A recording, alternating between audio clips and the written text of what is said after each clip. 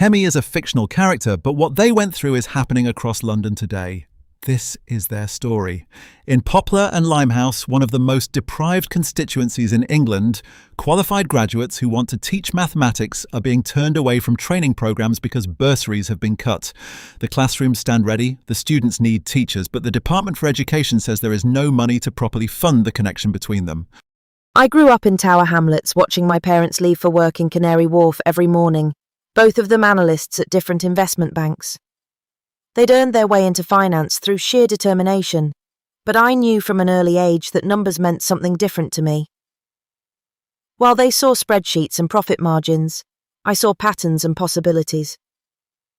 My sixth form teacher, Mr. Hassan, was the one who made calculus feel like poetry to me. He'd write an equation on the board and suddenly the symbols weren't just mathematical operations. They were describing the curve of a thrown ball, the growth of a population, the way light bends through water. That's when I knew I wanted to teach. After graduating from King's College London with a first in mathematics, I spent 2 years at a fintech startup in Shoreditch. The work was fine and the pay helped me clear my student loans, but every day I thought about Mr. Hassan's classroom and how he'd transformed my understanding of what mathematics could be. By early 2023, I'd saved enough to take the income drop that teacher training would require. I was ready to make the jump. I applied to the Department for Education's teacher training programme in September 2023, excited to see mathematics listed as a priority subject. The website made it clear that maths teachers were desperately needed, especially in London schools. There was even a bursary to support trainees like me. Everything seemed aligned. The recruitment officer I spoke to was apologetic but clear. "Your qualifications are excellent," she told me over the phone. "But I have to let you know that the training bursaries for mathematics in London have been reduced from £25,000 to £15,000 this year." She explained it carefully as though reading from a script. "There have been budgetary constraints across the department. Treasury spending rules mean we have to work within a fixed allocation that can't account for London's higher living costs." I did the maths. Rent alone in my area was £1,200 a month. Food, travel, utilities. The numbers didn't add up. I asked if there were any additional support schemes for London trainees, given the cost of living. "I'm afraid not," she said. "The allocation is what it is." So I tried Teach First. Their website talked about bringing exceptional graduates into teaching in challenging schools, exactly what I wanted to do. The woman on their recruitment team was friendly but delivered the same kind of scripted disappointment. "Our London cohort is already full for this intake," she explained. "We'd be delighted to consider you for Birmingham or Manchester, both excellent programmes with strong school partnerships." Birmingham or Manchester. As if teaching wasn't about communities, as if the children in Tower Hamlets didn't need maths teachers as much as children anywhere else. My final attempt was contacting the Institute of Education at UCL directly. I thought maybe a university programme would have different funding streams, different possibilities. The admissions tutor I met was honest in a way the others hadn't been. "We have 40 unfilled places on our PGCE mathematics course," she told me as we sat in her office overlooking Bedford Way. 40 places. Every year we have brilliant graduates like yourself who want to train as maths teachers, and every year we have to turn them away because they can't afford to live in London without adequate bursary support. She walked me through the building afterwards. Rows of empty lecture halls, computer labs set up for mathematical modelling, libraries stocked with teaching resources. "All of this sits here," she said, gesturing around us. "The capacity, the expertise, the demand from schools. But the funding model treats teacher training as though we're competing for a finite pot of money that someone has to find from under the sofa cushions." That's when something shifted in my thinking. I'd been accepting the explanation that there was no money, as though it was a natural law, like gravity or thermodynamics. Everyone seemed to accept it. The recruitment officers, the university staff, even the other graduates I'd met who were facing the same barriers. It sounded reasonable. Budgets are tight, resources are limited, Treasury rules are Treasury rules. But walking past those empty classrooms, looking at 40 unfilled training places, while knowing there were schools in my constituency desperate for maths teachers, I started to see the contradiction. The people existed. I'd met other graduates in exactly my situation. The buildings existed. I was standing in them. The schools existed. The job vacancy websites were full of mathematics teaching posts in London. The knowledge existed. The Institute of Education had world-class expertise in mathematics pedagogy.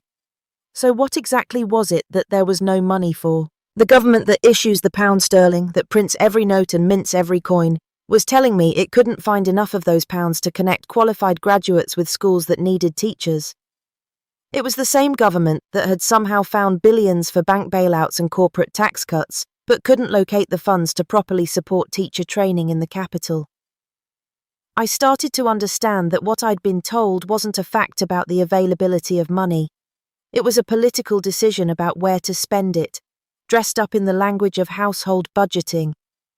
The Treasury doesn't have a savings account that runs dry. It creates money when it spends.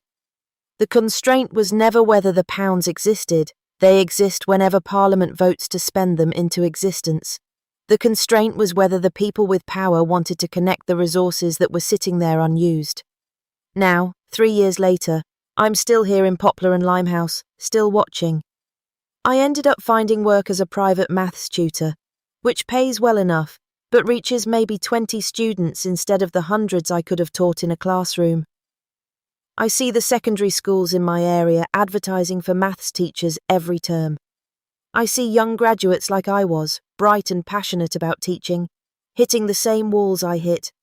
I don't accept the excuses anymore. When someone tells me there's no money for teacher training, I hear it differently now. I hear a government that creates currency choosing not to create enough of it for the work that needs doing. I understand this isn't just my story. It's the story of every constituency where people and needs exist, side by side, while someone in Westminster says the cupboard is bare. The cupboard was never bare. The decision to keep it locked was always political. What Kemi experienced has a name: cherry picking. This technique involves selecting rare examples where government spending supposedly failed to justify never spending at all, while ignoring the overwhelming evidence of success. It's like a pharmaceutical company that highlighted every patient who experienced side effects while suppressing the data on thousands who recovered. The cherry-picked examples become the excuse to abandon entire programs. In Kemi's case, every time she asked about teacher training funding, officials would cite examples of past programs that hadn't delivered perfect results, or training courses where some participants dropped out. These isolated cases became justification for cutting bursaries across the board. Meanwhile, the evidence was ignored. Countries with well-funded teacher training produce better educational outcomes, properly supported trainees complete their qualifications at higher rates, and schools with adequate staffing deliver better results for their students. The objection Kemi heard was, look what happened to countries that overspent on public services.